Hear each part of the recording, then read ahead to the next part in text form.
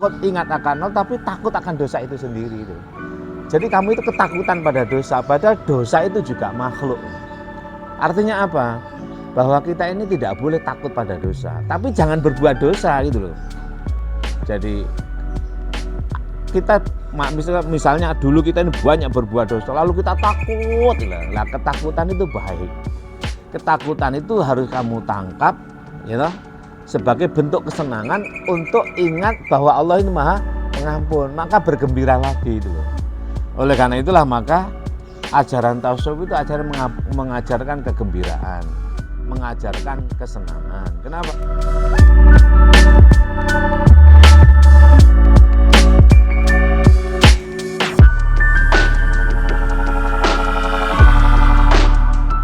Assalamualaikum warahmatullahi wabarakatuh. Alhamdulillahilladzi hadana lihadza wa ma kunna linahtadiya laula an hadanallah. Asyhadu an la ilaha illallah wa asyhadu anna Muhammadar Rasulullah. Allahumma shalli wa sallim wa barik ala habibina wa syafi'ina qurrati a'yunina maulana Muhammad ibn Abdullah wa ala alihi wa ashabihi wa atba'ihi wa man tabi'ahudahu ila yaumil qiyamah. Amma ba'du. Baik para santriku, terutama para mahasiswa santri Pondok Pesantren Bait Al-Quran Nurus Sofa dimanapun Anda berada. Ini Abi, saya bersama Mama perjalanan pulang dari menghadiri pengajian kajian Majelis Ihya'ul Mauta dan Rebuan Agung, atau Rebuan Agung dilanjutkan dengan Ihya'ul Mauta. Saya ingin mempertajam pertemuan dalam kaji Ihya'ul Mauta semalam itu atau tadi pagi. Ini kami sekarang sedang berada di Masjid Museum Brawijaya Kota Malang, berada di warung langganan kami, Aida. Berada di warung langganan kami, warung soto murah sekali. Ya. Sedap, mantap. Soto ayam dan lontong sayur. Murah sekali harganya, ya. Lontong sayur 12.000, soto ayam 10.000, minuman 4.000-an, 3.000-an dan seterusnya. Baik, semalam itu atau tadi pagi, karena kajiannya dimulai dari jam 1 dini hari sampai masuk subuh. Sebelum itu ada Rebuan Agung jam 8 sampai dengan jam 12. Jadi kajian lanjut pagi ini juga masih ada berlangsung di sana. Saya ingin mempertajam pertemuan semalam. Semalam itu menggunakan buku atau kitab karya Al-Alamah Ahmad As-Sahili. Nama lengkapnya Syekh Muhammad bin Muhammad Ahmad As-Sahili.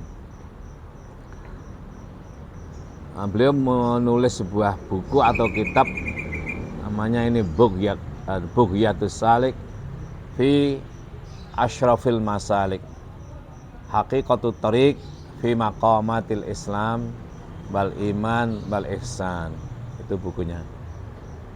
Judul bukunya. Semalam itu membahas tentang hakikat istighfar. Hakikat istighfar yang dikaitkan dengan khauf. Ya, khauf, karena rasa takut. Khauf itu secara bahasa artinya takut. Lah, orang yang merasa takut dosa, ya, takut akan dosa, lalu dikaitkan dengan istighfar. Istighfar. Ini pada umumnya. Nah, kajiannya ini sebenarnya kajian tasawuf atau kajian thariqah, dan buku ini adalah buku thariqah atau buku tasawuf. Maka kaji tasawuf itu berbeda dengan pada umumnya. Semalam kan mengkaji istighfar. Pada umumnya orang itu mengatakan bahwa, atau kita semuanya ini, sebagian dari kita beranggapan bahwa istighfar itu membaca astagfirullah. Itu bukan salah, itu benar. Karena bacaan istighfar ya astagfirullah. Hanya kebenaran ini kan harus dikomunikasikan dengan ketepatan gitu kan. Astagfirullah itu benar, tapi ketepatannya itu batin. Ketepatan itu thariqah. Apa sih hakikat daripada istighfar itu bukan mengucap astagfirullahaladzim. Yang dimaksud, maka kalau kata maksud itu berarti bukan lafadznya gitu. Kalau lafadz itu astagfirullah, tapi maksud astagfirullah itu adalah kesadaran diri seseorang akan Allah itu maha ghafar, maha ghafur itu. Maka istighfar itu tolabul maghfirah. Istighfar ya astaghfiru istighfar. Berasal dari kata ghafara yaghfiru, ghafaron ya kan. Allah itu maha ghafar, maha ghafur. Nah, jadi dalam kaji perspektif thariqah atau tasawuf ya, maka yang bukan lafadz lagi tapi maksud, yaitu dibalik lafadz. Baru setelah maksud itu ditangkap maknanya, setelah maknanya baru muradnya gitu, untuk mendapatkan satu pengertian dari sebuah teks. Nah, istighfar itu kalau didekati dalam artian syariah fikih ya bilang atau ucapan atau tulisan astagfirullah yang terdiri dari alif, sin, ta, gitu, ghain, fa, ra, alif, lam, ha, ya astagfirullah. Terus ditambah al-azim dan seterusnya itu. Tapi yang dimaksud dalam kaji thariqah atau kaji tasawuf bukan itu. Yang dimaksud adalah zikrul istighfar. Apa zikrul istighfar itu? Mengingat kesadaran kita ini ingat Allah itu maha ghafar, maha ghafur. Jadi bukan astagfirullah. Kegiatannya apa? Ya kegiatan yang positif. Nah, inilah kemudian ada diceritakan di situ itu ada seseorang yang merasa takut terhadap dosa yang ia lakukan, khauf, ya khauf an sayyi'at wa dzunub. Jadi dia takut, ada perasaan takut al-khauf terhadap dosa yang ia lakukan. Lalu dia beristighfar sebanyak-banyaknya.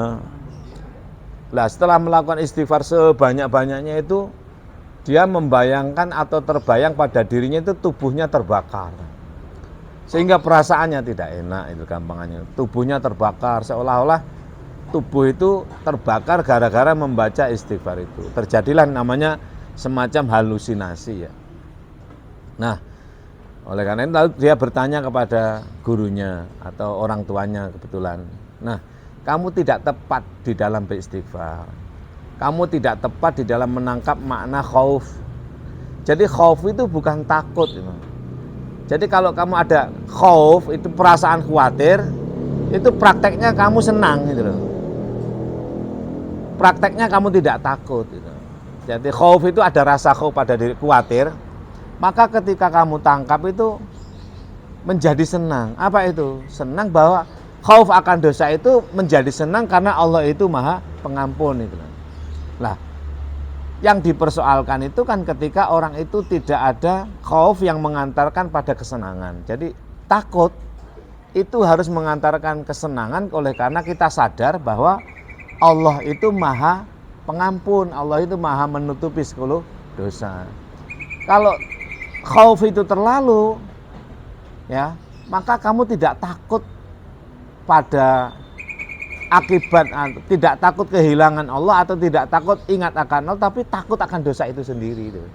Jadi kamu itu ketakutan pada dosa, padahal dosa itu juga makhluk. Artinya apa? Bahwa kita ini tidak boleh takut pada dosa, tapi jangan berbuat dosa gitu loh. Jadi kita misalnya dulu kita ini banyak berbuat dosa, lalu kita takut. Lah ketakutan itu baik. Ketakutan itu harus kamu tangkap, ya, sebagai bentuk kesenangan untuk ingat bahwa Allah itu maha pengampun, maka bergembira lagi itu loh. Oleh karena itulah maka ajaran tasawuf itu ajaran mengajarkan kegembiraan, mengajarkan kesenangan. Kenapa? Kalau kamu senang dibersamai oleh Allah. Kalau kamu tidak gembira, Allah tinggalkan kamu. Kalau kamu bergembira ria, Allah bersama kamu. Kalau Allah bersama kamu, namanya tauhid. Kalau kamu susah sedih, Allah tinggalkan kamu. Kalau kamu meninggalkan Allah, berpisah dengan Allah, atau Allah meninggalkan kamu, itu sama dengan musyrik. Itulah ajaran tasawuf. Gitu. Jadi orang itu boleh takut akan khawatir kan, kita berbuat salah itu kan takut. Gitu. Nah takutnya itu harus segera dimakna. Gitu. Takut itu jangan kemudian takut berlarut lalu kita membaca istighfar seolah-olah ijol-ijolan ya. Karena dosanya sekian dia istighfar sekian, harus lebih banyak. Akhirnya dia menjadi ajang pertandingan antara dosa dengan ini dan amal baik anggapan dia itu. Ya mestinya perasaan khauf itu ditangkap, disubjektifikasi oleh kita, oleh iman kita sebagai bentuk kegembiraan. Apa itu? Akan zikrul istighfar. Apa zikrul istighfar itu? Yaitu ingat bahwa Allah itu maha menutupi segala dosa, gitu loh. Lalu kita bahagia, ya sudah. Itulah hakikat istighfar. Tidak harus membaca astagfirullah, astagfirullah. Kalau membaca astagfirullah gimana? Ya boleh, tapi ojo sampai ketika membaca astagfirullah itu tidak diikuti oleh iman, oleh subjek kita akan kesadaran bahwa Allah itu maha menutupi. Sehingga nggak perlu sampai nangis-nangis atau berupaya ditangis-tangis kan nggak perlu. Bukan nggak perlu ya, kalau nangis ya nangis aja, tapi ya sebenarnya kita itu nggak boleh. Kenapa nangis itu loh? Wong Allah itu maha pengampun gitu. Ditambah maha pengasih, maha penyayang. Yang jadi persoalan tuh bila fatola itu adzunub, fatola alaika dzunub. Yang dipersoalkan tuh bila kamu melakukan perbuatan dosa itu, khaufmu itu kamu perpanjang untuk berbuat salah lagi. Tidak kamu gunakan nangkap untuk zikrul istighfar. Jadi zikrul istighfar itu kalau dalam syariah kan zikir membaca istighfar. Nah kalau dalam thariqah itu ingat Allah itu maha menutupi. Ingat bahwa Allah itu maha memenuhi orang yang mencari tutup terhadap kesalahan, orang yang mencari penghapusan terhadap kesalahan. Itulah hakikat istighfar. Nah maka disinilah orang tasawuf itu dinisayakan padanya itu sofa, gitu. Sofa, yasu, sofaan. Orangnya disebut dengan sofai. Apa itu? Ya kecerdasan. Bagaimana cerdas itu? Ya bersihkan jiwa, suudzonmu bersihkan, gitu. Jangan punya perasaan negative thinking pada siapapun, pada apapun, apalagi kepada Allah. Kan kemarin saya pernah ini, seperti Syekh Muhyiddin Ibnu Arabi itu kan ungkapan-ungkapannya kan juga repot, bahwa Allah itu maha mukis, Allah itu maha bingung, maha paradok dan lain sebagainya. Lah, kalau kemudian orang itu baru mendengar nama terus dipadaknya awake dhewe, itu sebenarnya musyrik itu. Bahwa misalnya bolehlah apa kita al-muqis itu selain kata bingung untuk bahasa kita. Ya bingung lah, tapi coba disubjektifikasi, dimaknai bahwa bingungnya Allah itu untuk merahmati kita gitu. Tapi like bingungnya dewe itu bisa bingung ke orang lain dan kita bisa bingungi dewe itu. Nah, maka bagaimana agar supaya kita ini bingung, kita ini adalah bingung rahmah, ya gantilah dengan gupuh. Ya, digambarkan dalam orang Jawa ketika menerima tamu itu gupuh, lungguh, sugo. Nah, gupuh di sini walaupun bingung tapi gupuh positif gitu. Bingung positif namanya gupuh. Untuk apa? Ya untuk menghormati. Lungguh menyiapkan lungguh ya. Terus untuk menyiapkan suguh hidangan dan lain sebagainya. Jadi orang tasawuf itu disuruh sofai. Maka dikatakan orang yang lepas dari pertanyaan malaikat itu orang yang pintar, orang yang alim. Orang alim itu tidak ada malaikat bertanya. Bagaimana bertanya? Seperti cerita Abu Nawas ya misalnya. Tanya, man rabbuka itu ya. Itu kan untuk orang yang bodoh. Bukan yang bodoh, maksudnya orang yang tidak ngerti apa-apa, lu ditanya, siapa Tuhanmu? Nah, kalau nggak ngerti ilmu kan langsung bingung saja. Tapi kalau punya ilmunya bisa ditanyakan. Itu bukan pertanyaan itu. Man rabbuka itu bagi orang tasawuf bisa berarti man itu adalah orang yang sudah wusul kepada Allah. Man itu isim mausul. Orang yang sudah wusul kepada Allah siapa? Kanjeng Nabi. Maka man rabbuka, man itu adalah orang yang Kanjeng Nabi adalah rabbuka, pendidikmu loh. Ya toh? Adalah yang memperbaiki akhlakmu. Jadi beres, bukan pertanyaan itu pernyataan. Maka bisa dikembalikan pada malaikat. Itu kan cerita itu Abu Nawas, man rabbuka. Ini kamu mau tanya apa menginformasikan? Aku mau tanya, loh. Sekarang kalau kamu tanya, aku tanya lagi. Sekarang siapa Tuhanmu? Lah gitu kan dibalik nih, loh. Ini bukan pertanyaan. Kalau pertanyaan jangan menggunakan kalimat ini. Ini adalah pernyataan. Nabi Muhammad adalah pendidikmu. Loh kok ya sudah selesai loh. Akhirnya malaikat kan pergi lapor kepada Allah. Kok dijawab begini? Ya wis ojo ditanyakan tiwasan geger wae ngolah gitu kan. Ini cerita sekedar untuk memudahkan analogi pemahaman kita bahwa betapa pentingnya orang itu menguasai pengetahuan bahasa, menguasai Al-Qur'an, menguasai teks-teks agama. Maka sedikitlah menjadi sofa, sofaan. Maka digambarkan dalam kehidupan kita itu adalah sofa dan marwah gitu. Itu disebut dengan sa'i. Sa'i itu kan perjalanan hidup kita. Dari sofa, dari cerdas, dari bersih jiwa, tidak suudzon, tidak punya negative thinking pada apapun siapapun, apalagi kepada Allah. Jangan sampai kita bernegatif thinking pada Allah. Misalnya Allah itu maha bingung loh, lalu dipadaknya dengan kita. Oh aku bingung loh, ratrimo loh. Ya, mari. Jadi lagi-lagi ayolah kita ini bersumbu agak panjang dikit, supaya tidak mudah terbakar. Ya, berapa menit? 20 kurang 10 ya, baik. Jadi saya kembali pada istighfar. Istighfar ini coba kita lihat dalam surat Al-A'raf ayat berapa ya? Ayatnya 23. Istighfar ini ada kaitannya dengan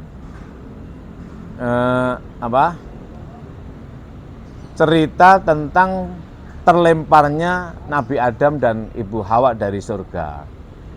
Maka ketika beliau berdua terlempar dari surga itu kan keadaan bumi ini kan zulum, ya toh? Zulum itu gelap gulita, tidak ada matahari, belum ada matahari dulu.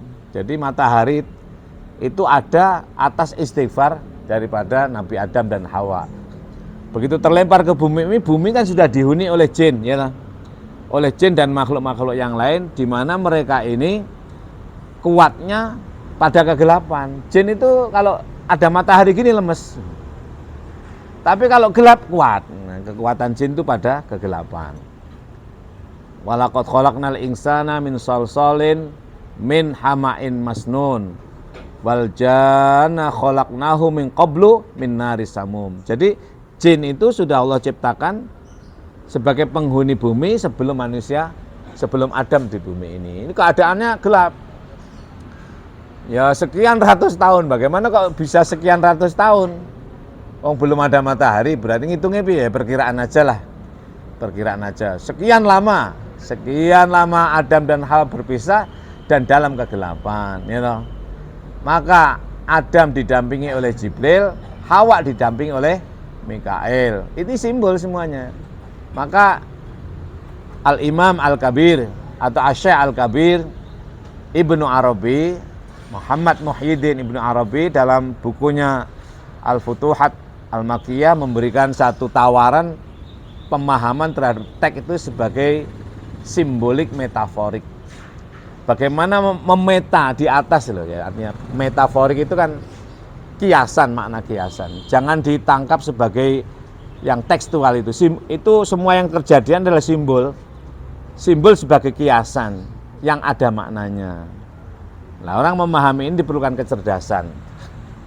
Maka Rabbana zalamna itu dalam surat Al-A'raf surat ke-7 ayatnya 23. Qala, keduanya berkata ketika terlempar ke bumi.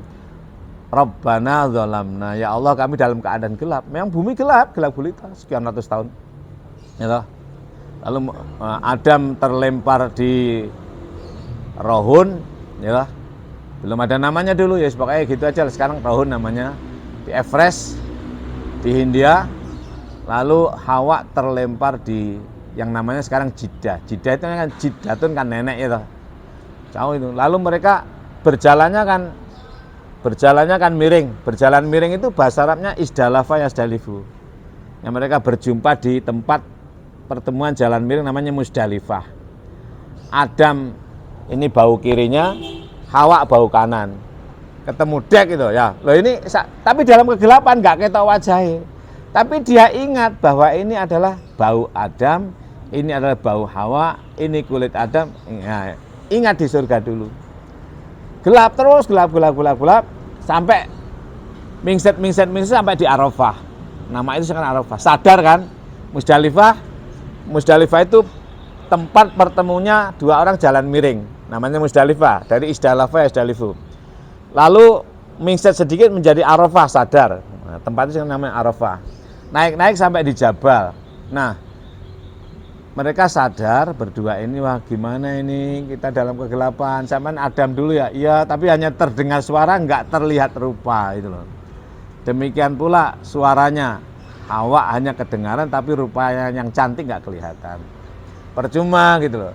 Akhirnya dia istighfar, wa illam taghfir lana Rabbana zalamna wa illam taghfir lana. Mereka istighfar. Apa istighfar mereka berdua itu? Rukuk, dalam keadaan rukuk. Nah setelah rukuk baru dia i'tidal, berdiri. Watarhamna. Bertemulah dia dengan rahmah. Wujudnya apa? Tola asyamsu. Muncul matahari, baru terlihat olehnya itu Adam, baru terlihat olehnya itu adalah Hawa. Lalu berpelukan di situ di Jabal itu namanya rahmah, saling kasih sayang. Artinya apa? Bahwa kita ini bisa rahmah, saling berkasih sayang kalau berjumpa dengan munculnya tola asyamsu. Apa dia itu? Dialah rahmah. Siapa dia itu hakikatnya? Adalah Nabi Muhammad. Dialah risalah Rasul. Wa ma arsalnaka illa rahmah lil alamina. Tidak lain aku risalahkan dirimu itu sebagai rahmah terhadap seluruh alam insan. Apa alam insan itu? Iman, ilmu, nikmat, takwa. Iman, ilmu, nikmat, takwa, dialah yang harus menundukkan nafsu yang ada pada dirimu itu. Nah, rahmah itulah ya, risalah Rasul. Itu dalam surat Al-Anbiya surat ke-21 ayatnya 107. Jadi istighfar itu intinya ya itu. Maka kalau ada pertanyaan, katanya dulu para nabi sebelum Nabi Muhammad pada sholat. Lah apa sholat nabi mereka? Nah, sholat mereka itu ya kalau Adam ya rukuk sama i'tidal atau istighfar dan rahmah gitu. Ya, jadi hakikat istighfar itu bukan membaca, bukan suara, gitu, bukan lesan, apalagi hitungan, tapi adalah zikrul istighfar. Apa itu? Ingat, sadar bahwa Allah itu maha ghafar, Allah itu maha menutupi segala kesalahan. Maka disebutnya istighfar. Istighfar itu tolabul maghfirah, bimakna tolab, berasal dari kata ghafaro. Gitu. Istighfar berarti mencari tutup terhadap kesalahan. Nah, sadarnya diri kita terhadap kesalahan, gitu, itulah namanya istighfar. Siapa yang ghafar, yang maha menutup? Allah Subhanahu wa ta'ala. Dan itu enggak terucap, alias terucap dalam hati, dalam ingatan, dan ingat dalam hati. Kalau lesan namanya menyuarakan, nyebut. Lalu pertanyaannya bagaimana dengan astagfirullah? Astagfirullah itu kata atau lafaz istighfar itu benar. Itu benar. Tapi hendaknya itu benar secara syariah, secara fikih. Hendaknya lafaz istighfar ini diikuti dengan maksud, agar supaya apa? Diikuti dengan thariqah ya. Thariqah dibahas dalam maksud itu thariqah, agar bisa makna. Apa makna itu? Hakikat. Subjek. Untuk apa? Untuk ma'rifah. Nah, maka kajian saya selalu dan kita pertajam istilahnya. Apa pertajam itu? Yang tajam itu yang ma'rifah. Dikit memang, sedikit tajam. Kalau saya sering mencontohkan ya pisau yang besar itu yang kita gunakan yang sedikit, yang tajam itu. Maka yang dipertajam. Yang dipertajam itulah ma'rifah namanya. Padahal ketika kita mau menyayat, kita nggak perlu selain yang tajam itu. Tapi yang tajam itu selalu bertumpu di atas yang tidak tajam. Yang tajam ma'rifah itu bertumpu pada hakikat, yaitu subjek kita. Hakikat itu bertumpu pada thariqah itu, bawahnya sedikit, dan thariqah itu bertumpu pada syariah. Ini gegere lading atau pisau dan gagangnya itu. gagangnya itu agar supaya kuat dipegang kan, kuat dipegang, maka syariat itu kudu dipegang, you know. Untuk apa? Untuk ditorikoi, dilakukan dengan cara yang tepat, maka ojo diwolak-walik, gitu. Torikoh itu nggak oleh miring, kudu lurus. Torikoh agar apa? Didapatkan makna hakikat. Baru kita sadar diri untuk ngiris, menyayat. Itulah ma'rifah saya kira. Maka kajian tasawuf itu sebenarnya mengkaji totalitas agama agar supaya apa? Agar supaya didapatkan satu pengertian sehingga bisa dipraktekkan secara benar dan tepat, lalu didapatkan paham yang benar sehingga tidak terjadi salah paham, terhindarlah seseorang itu dari pertengkaran. Kenapa? Sebenarnya agama ini adalah kerukunan, maka disebut dengan rukun Islam. Artinya apa? Kalau orang itu belum bisa rukun, dia belum Islam. Kalau dia tidak Islam, pasti tidak bisa rukun. Kenapa tidak bisa rukun? Karena tidak paham, alias pahamnya salah. Kalau seseorang itu paham, tidak akan menyalahkan paham orang lain. Kalau orang itu salah paham, akan menyalah-nyalahkan paham orang lain. Dan yang terjadi adalah ketidakrukunan alias bertengkar, dan bertengkar itu tidak rukun. Kalau tidak rukun berarti tidak Islam. Kalau tidak Islam berarti di luar Islam. Kenapa? Karena tidak rukun alias bertengkar. Kenapa? Karena salah paham alias pahamnya salah. Kenapa? Karena tidak mengkaji secara tepat dan benar. Saya kira begitu ya. Jadi tasawuf itu pendekatan totalitas agama, yaitu syariah, thariqah, hakikat, ma'rifah. Besi di thariqah dijadikan lading, gitu, digunakan oleh kita, tapi diasah secara tajam. Pucuknya yang digunakan untuk subjektivitas kita, digunakan secara tepat, dipegang secara kuat syariahnya. Terima kasih. Wa'alafa minkum wallahul muwaffiq ila aqwamit thoriq. Assalamualaikum warahmatullahi wabarakatuh.